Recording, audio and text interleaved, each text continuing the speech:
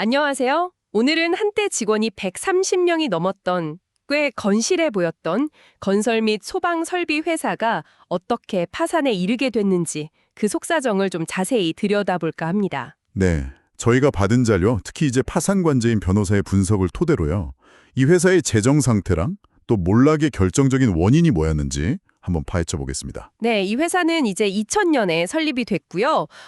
토목, 건축, 그리고 소방 설비까지 다 하는 말하자면 종합 건설 회사였어요. 종합건설. 네.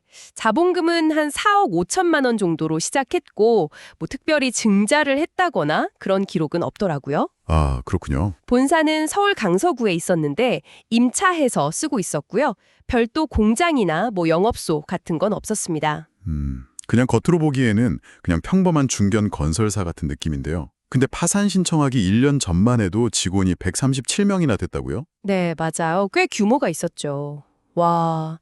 근데 파산 신청할 때는 한 명도 없었다. 이게 참 뭔가 극적인 변화네요. 그렇죠. 그게 2020년 11월쯤인데요. 그러니까 파산 신청 바로 직전에 재정난이 심해서 전 직원을 다 정리해고했다고 합니다. 아, 전 직원을요? 네. 그때 이미 회사가 정상적인 운영이 불가능한 상태였다. 이런 명백한 신호였던 거죠. 그 정도로 상황이 안 좋았다면 재정 상태를 좀 구체적으로 봐야겠네요.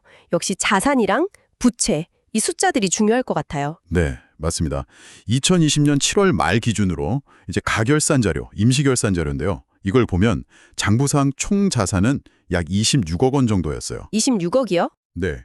근데 이게 사실 좀 함정이었어요. 실제 회사를 청산했을 때, 그러니까 정말 손에 쥘 수 있는 돈, 이걸 청산 가치라고 하잖아요. 그렇죠. 이게 약 5억 3,700만 원 정도밖에 안 될 걸로 추산됐습니다. 네, 26억 원짜리가 5억 원대가 된다고요? 아니, 거의 20억 원이 그냥 사라진 셈인데 도대체 자산은 무슨 문제가 있었던 건가요? 그게 제일 큰 문제가 비유동 자산, 특히 부동산 쪽이었습니다. 장부에는 22억 원어치 부동산이 국어d 있다고 되어 있었거든요. 네. 근데 이게 대부분 대물 변제, 그러니까 공사 대금 대신 받은 부동산들이었어요. 아, 현금이 아니라 물건으로 받은 거군요. 네, 맞습니다. 이런 자산은 당장 현금으로 바꾸기가 좀 어렵잖아요. 그쵸, 팔아야 되니까. 네.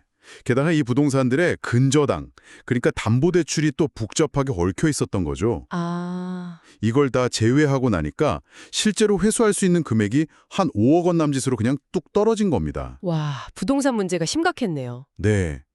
그리고 유동자산 쪽도요. 미수금이 장부에는 4억 7천만 원 잡혀 있었는데 이것도 회수 가능한 건 한 1,850만 원 정도로 예상됐고요. 현금은 거의 없었다고 보시면 됩니다. 자산 상태가 정말 생각보다 훨씬 부실했네요. 그럼 부채는 어느 정도였나요? 자산으로 감당이 됐을까요? 안타깝게도 전혀 그렇지 못했습니다.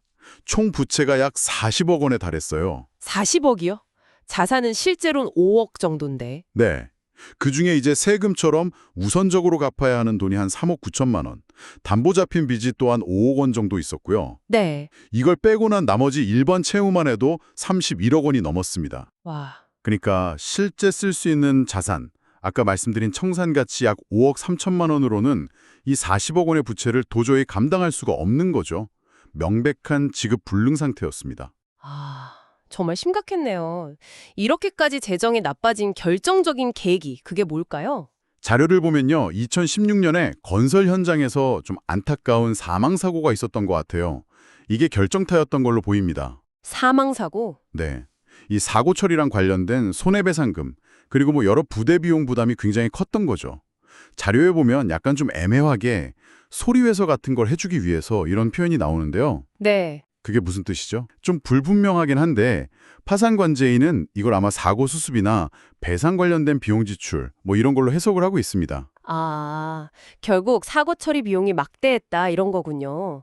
단 한 번의 사고가 회사의 운명을 갈랐다니. 근데 그렇게 큰 회사가 사고 하나 때문에 바로 무너지진 않았을 것 같기도 한데요. 네, 맞아요. 그 사고가 분명 치명적인 방아쇠 역할을 한 건 맞는 것 같은데요. 근데 아마 그 이전부터 좀 경영상의 어려움이라던가 특히 아까 말씀드렸던 부실한 자산 구조 같은 거요. 그런 내부적인 취약점이 있었을 가능성이 높다고 봅니다. 원래 좀 약한 부분이 있었는데. 그렇죠. 사고 처리 비용이 당장 필요한 시점에 이걸 마련할 현금화 가능한 자산이 없었던 거. 이게 문제 해결을 더 어렵게 만들고 결국 파산으로 이끈 거죠. 이 복잡한 부동산 문제가 자산 매각을 지연시키는 핵심 원인이기도 하고요. 10명이 넘는 사람들의 일터였던 회사가 참 안타깝습니다. 사고랑 또 복잡한 자산 문제 때문에 사라지게 된 과정, 참 많은 걸 생각하게 하네요. 네. 이 사례가 기업 운영에서 정말 예기치 못한 단일 사건의 파급력이 얼마나 클 수 있는지, 그리고 그 장부상 자산 가치 이면에 숨겨진 실제 현금화 가능성, 그러니까 자산 관리의 중요성을 정말 극명하게 보여주는 것 같아요. 특히 건설업처럼요. 그렇죠. 특히 건설업처럼 대물 변제도 작고 자산 구조가 복잡한 업종에서는 더더욱 중요하겠죠. 네. 오늘 이야기를 좀 정리하면서요. 듣고 계신 여러분께 이런 질문을 한번 던져보고 싶습니다. 이 자료는 주로 재무적인 붕괴 과정에 초점을 맞췄잖아요. 네. 근데 2016년에 있었던 그 중대한 현장 사고가 과연 이 회사의 평판에는 어떤 영향을 미쳤을까요? 어쩌면 이 재무적인 숫자가 무너지기 훨씬 이전부터 이미 뭐 새로운 프로젝트 수주라던가 이런 사업 기회 자체가 막혀버렸던 건 아닐지, 그 보이지 않는 손실의 영향도 한 번쯤 고민해 볼 지점이 아닐까 싶습니다.